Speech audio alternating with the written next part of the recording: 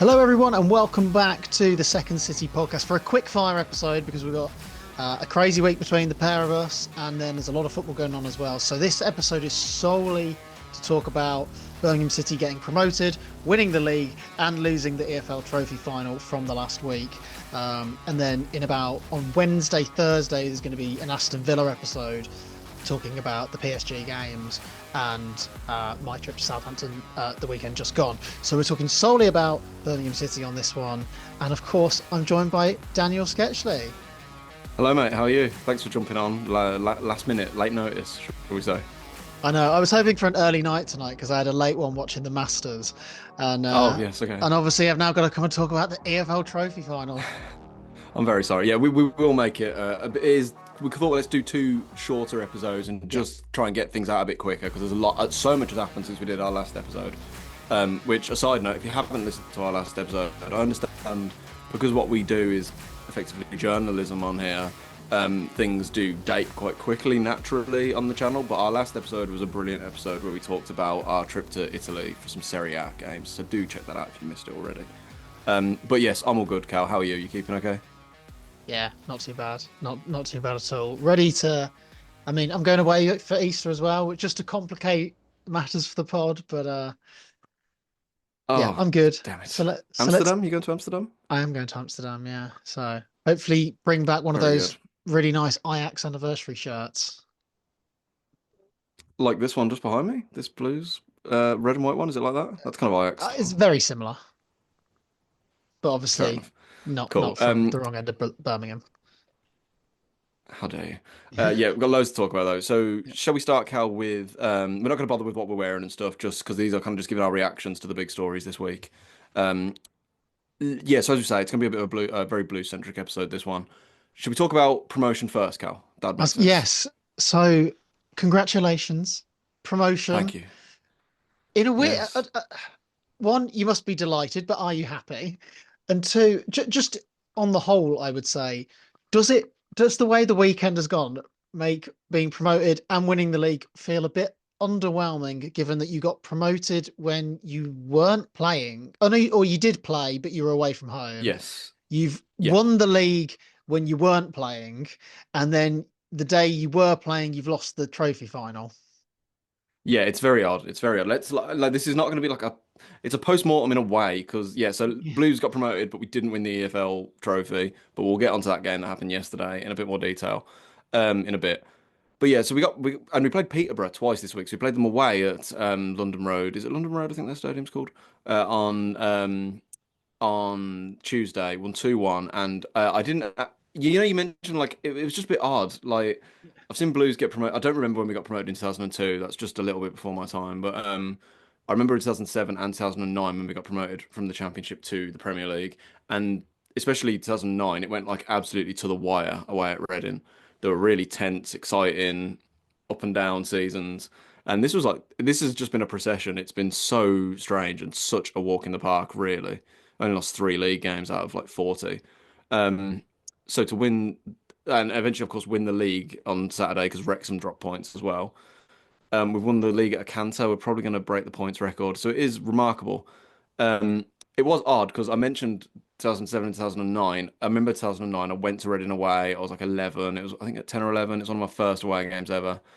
Um, this was I couldn't get the evening swapped off work, which was fine.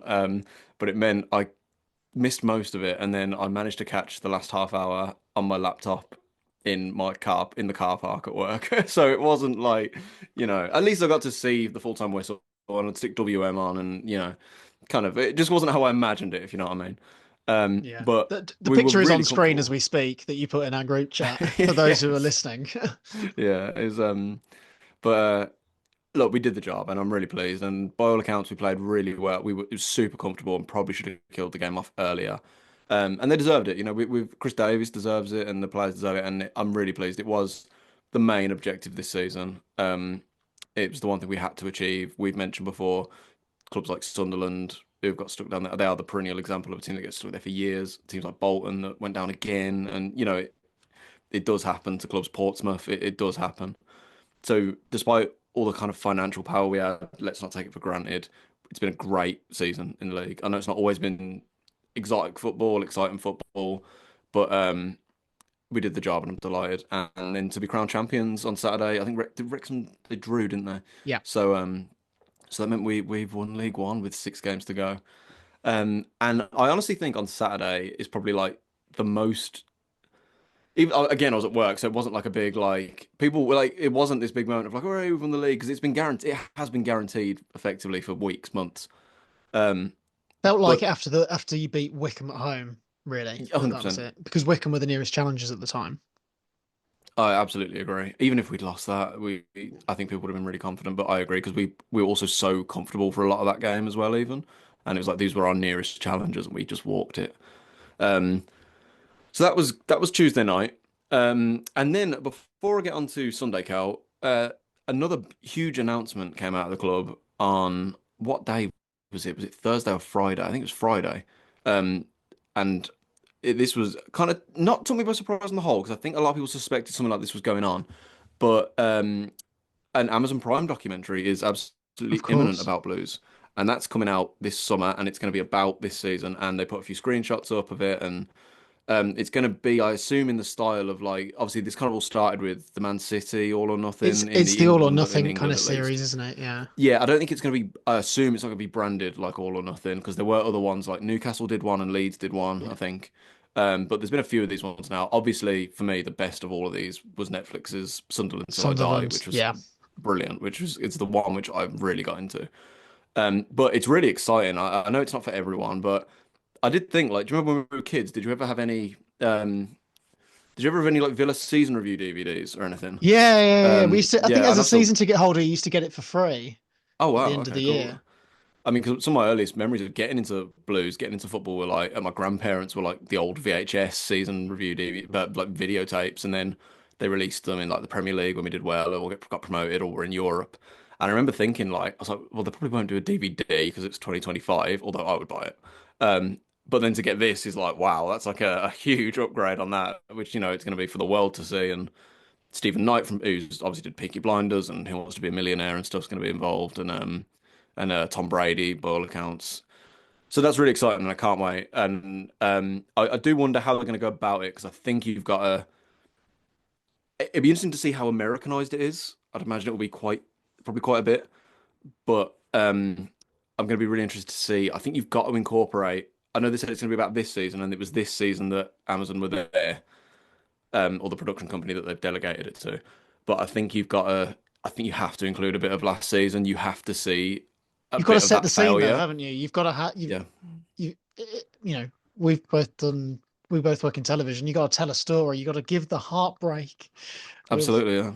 of the absolute catastrophe Absolutely, uh and I of think of the last Rooney season. narrative, yeah, Yeah. yeah, you've got to put all that in. So that's really interesting. So I think everything was just on an absolute high. Like promoted, won the league, Amazon Prime documentary. We are massive. You know what I mean? We're gonna go up. We're gonna win the trophy on Sunday. We're stone cold favourites. Peterborough have not had a very good season. We're playing them again in the trophy final on Sunday. Um, I'll first off say, so we're recording this Monday afternoon, Monday evening. Sunday was a great day. I had a really good day. Like, we all went to Wembley on the bus. It was a great day with great people, and it was a laugh. You know what I mean? And that, football can only ruin your day so much, in my opinion. It's not like we lost the Champions League final or or something like that. Um, and if this kind of sums it up, we were driving up, and my cousin said something that is absolutely bang on. He said Blues going to Blues again now. It feels like when we were kids again. Like stadium's full. You know, it's exciting. You got things to look forward to. We're optimistic again, and that's that. Then that is still very much true. So let's not take that away. So that's very exciting. But obviously, Blues completely blew it in the final.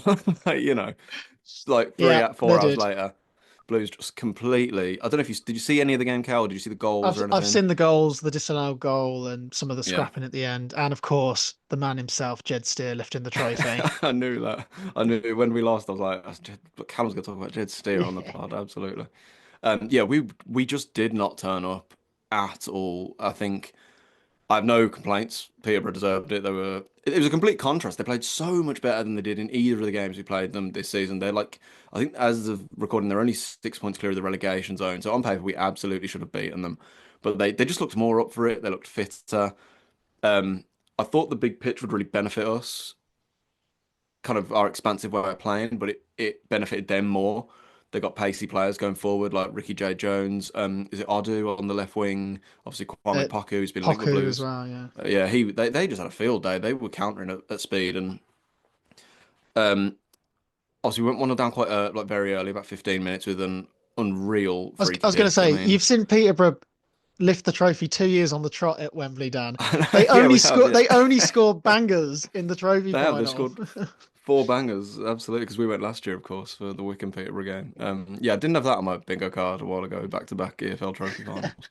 Um, they just scored an unreal free kick, and it kind of just killed our atmosphere. And I felt like our atmosphere, the keep right on it kickoff was amazing, but I feel like the atmosphere never quite recovered, and that's not blaming the fans at all. I think you try, but yeah, we just never quite recovered from it. And I think the fact that we never looked like really getting back into it from there.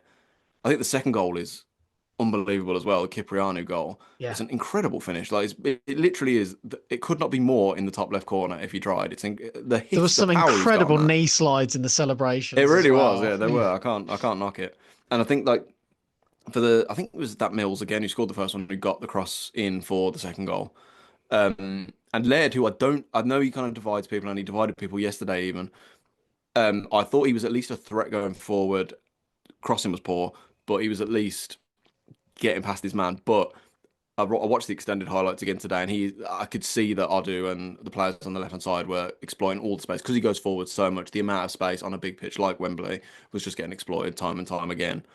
So we went in 2-0 down, uh, and it was weird because we played Peterborough at home back in it was really early in the season, like September or maybe in August, and we went 2-0 down in that game as well.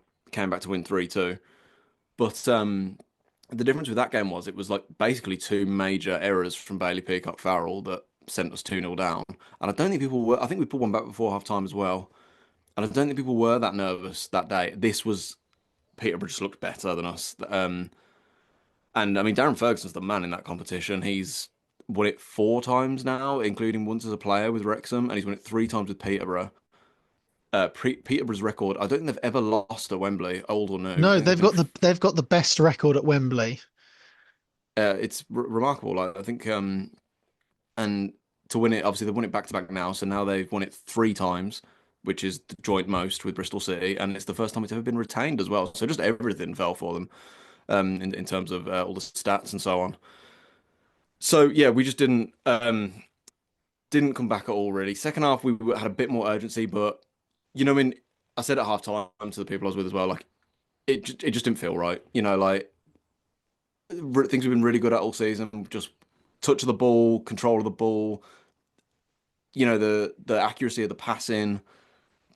Oh, just everything fell off. There was one point where I can't remember who it was, but one of our players threw it in. I think it might have been Laird or Keshi who went to go and I think it was Laird went to go and control it, and like it tried to come forward and just basically like pad it back to the person who'd thrown it in, and it just went straight out of play. And that just kind of just summed up our day. It was happening all over the place. Tried to make the change at half time. Willemsen going off, moving Stansfield out wide and May up front. It got Stansfield a bit more into the game at least. Obviously, he did have a goal ruled out for offside correctly as well. Oh yeah, Um, it's a but great call from the linesman. I know he's a mile offside, but how many times do you see them not put the oh flag yeah, up for that? especially in these lower leagues as well. And yeah, so we just didn't get going at all. And I felt like whoever was playing up front struggled to get into the game. May came on and just couldn't get into the game at all. Ironically, so obviously it was great to see Duke play. I'm really glad he got on, and it was absolutely the right call to bring him on as well. You just had to try something different. He ironically had probably our best chance, right? I think it was in 95, 96 minutes. Yeah, and Jed Keshi put the makes ball a in. Jed, he made a good save. I know good save. it was down the middle, but it is still a quick reaction. Keshi puts a great ball in, and Duke gets his right foot on it, and Steer puts it over. It was the first, genuinely like the first good ball we'd put in all day. We did not put a good cross in, a good corner all day.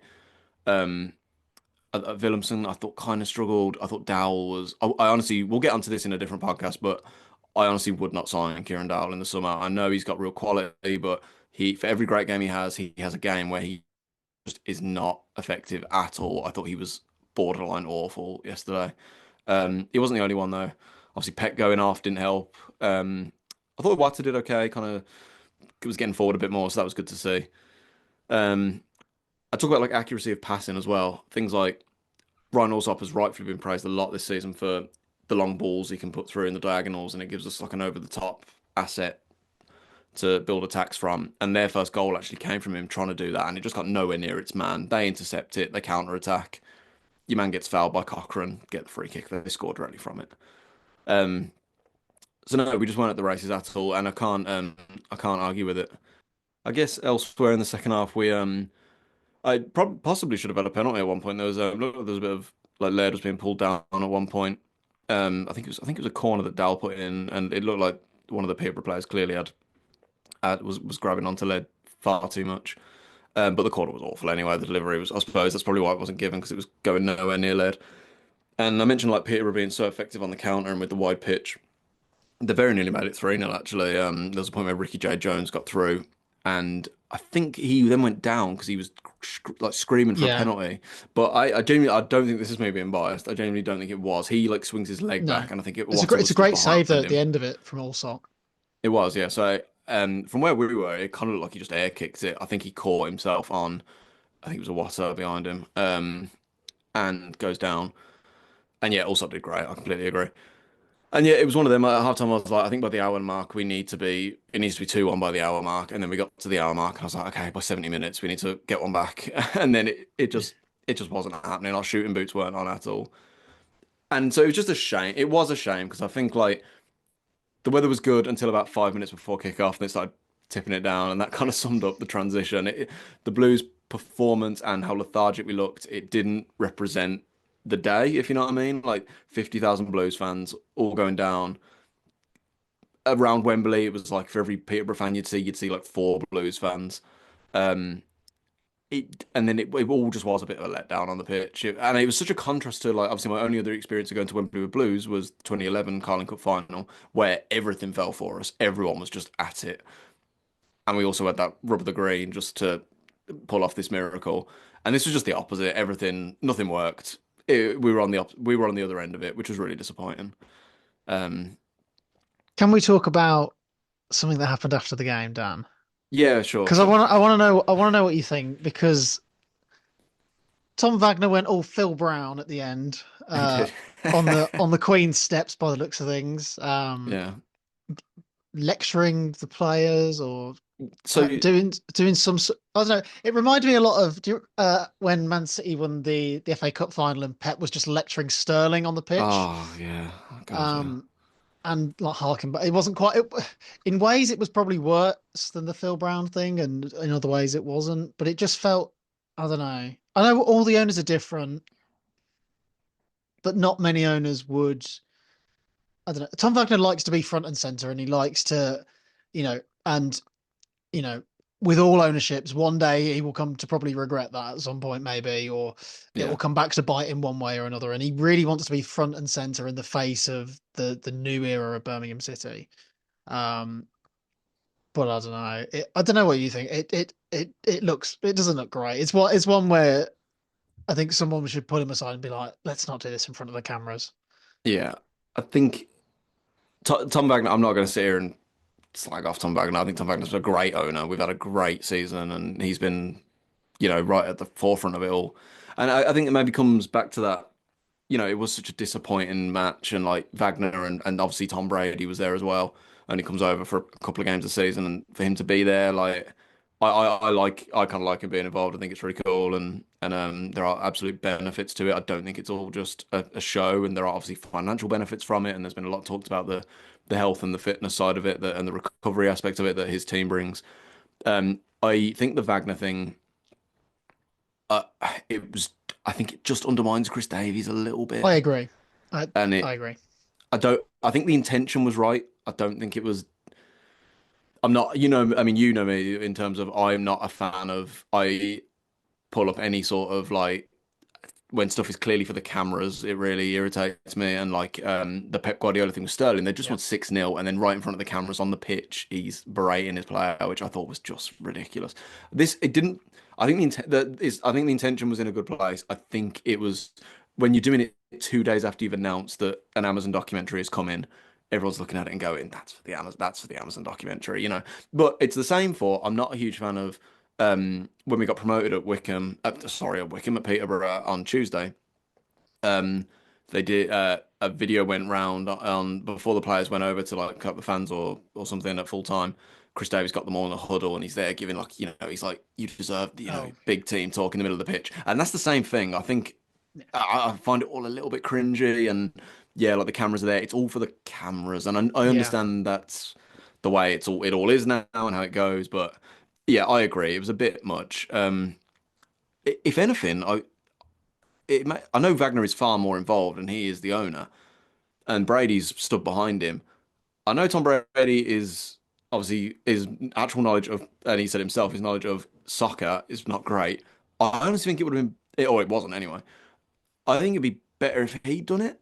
If you're going to Yeah, do it, maybe maybe. he should do it. He's like the elite sportsman who's been, and I know, I'm sure Wagner has achieved an awful lot in his life, but I think the visual of having Brady up there as like an elite sport, one of the most successful sportsmen ever, I think is a bit more like, for one, it'd probably make more headlines if that's what they're after.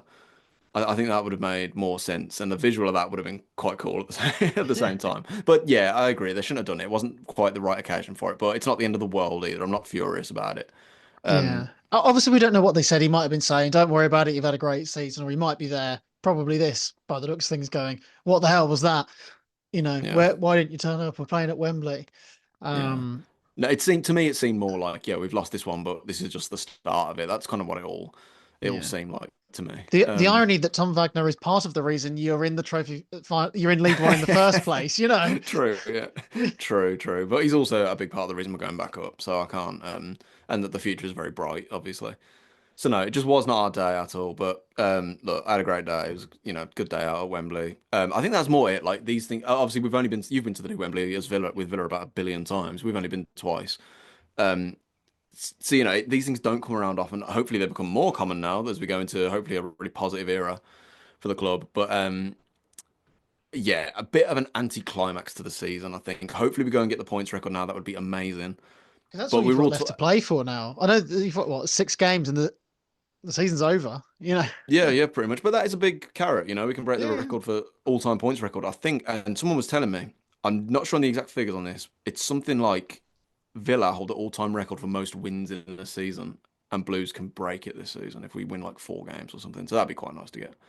Um, so Yeah. yeah, You don't want the season to end on a bit of a whimper now, really. no, I Especially think as well. because the summer's going to be massive, Yeah, as is next season's going to be massive because you've got to not be in a relegation battle. I mean, the championship relegation battle at the moment has about 8 teams or something. It's like basically half the division that are yeah, still it's a big. scrapping to stay up or avoid going down. So, there's a big summer. You want to take momentum into the new season. We've seen it so many times that when you get promoted, if you can carry momentum, it Yeah. takes it can really make the start of your next season easier. Yeah, and there's some big teams down there as well. Big clubs who could still come down. Yeah, and I know it kind of divides some people this, but there was also talk about like rumors that of like if we did the League and Cup double, repeat that like we did in '95 when we were last in League One, or in what is now League One. There's talk about like some people think it's a bit tin pot, but there's talk about like, do you do an open top bus? Do you celebrate it? And I'm like, absolutely. I know Villa didn't do it when they got promoted to the Championship, But that was via from the the Championship. playoffs, but Sure, we finished fifth, fifth, yeah. and you're effectively you'd be doing an open top bus for glorifying a third place finish where you finished fifth in the league. So I suppose. I suppose. My logic though was like it's something like this. I was like, absolutely, you should celebrate it. Make a day of it. And I think you kind of can't. I don't think they will now. I don't know if you'd won them both, absolutely. But yeah, I don't think they will now. So that's kind of a shame as well. Um, yeah, it's all just a bit of a shame on the pitch, but it's not the end of the world. I think if it had all happened a week earlier, maybe if we hadn't got the league sewn up, I think they should have waited to announce the Amazon documentary. Although I don't think it was a huge factor, they probably should have waited till after this. Um, I think if we hadn't had the league sewn up and the players just had that extra bit of edge to them, we'd have maybe because it was we celebrated on Peterborough's pitch literally 5 days earlier. We probably did their team talk for them, Yeah. and they were so much better than either of the times we played them this season in the league. They were excellent, and it's quite rare as well that if you play a team in the cup and they're in the same league as you, that you beat them all 3 times, even if you do the double over them in the league. It doesn't seem to happen that much. So look, wasn't meant to be. Hopefully we sign Poku in the summer. We've been linked to him a lot. He was class, and he actually really wanted to take the free kick as well. And he seemed to whinge a bit that he didn't get to take it. Maybe he's coming. He knows he's coming to Blues, and he was like, "I'm deliberately going to batter this into the crowd so that we don't go 1-0 up." That would have been nice. Pleased for Barry Fry. Obviously, he's got a huge connection to Blues and to Peterborough. Obviously, and was at the game. Obviously. So yeah, no complaints. And I've said it all season as well. It does put it into context. Like people say, oh, it's the EFL Trophy. It's a Mickey Mouse Cup. You don't. Why are you even in it? You wouldn't have even cared if you weren't in it. But when you go and you lose, you really realize how much these things do matter. I It would have mean, been. it. You've said it all year. If you'd have been knocked out, everyone would have been annoyed. So Absolutely, absolutely. But yeah, is what it is. There's always next year with some, the other cups and so on. So not with the EFL Trophy though. not with the EFL Trophy, but with some other cups, and the future's still very positive. So yeah, that is my reaction to the week that was at Blues. We could have gone 14 years without winning a trophy, and then we could have won 2 in a weekend, and that hasn't happened. But alas, cool. That probably wraps us up for today. It does, yes. But as Cal said, we'll be back very soon because you got Imminently. plenty to talk about. Yeah. Yeah. Hopefully I'll be happy. Yeah, absolutely. Well, we'll talk about. Well, I hope you're not very happy. Happy, absolutely. You're going to Villa Park as well, aren't you? For the big game. Yes. Tomorrow, And yes. Racing out and of work to get up there in time. very good. Well, I hope you get there in time to see PSG put on a masterclass. You went to Southampton as well at the weekend, so we'll talk about all that as well. But in the meantime, Blues fans, keep right on and shit on the Villa. See you in a few days and up the Villa.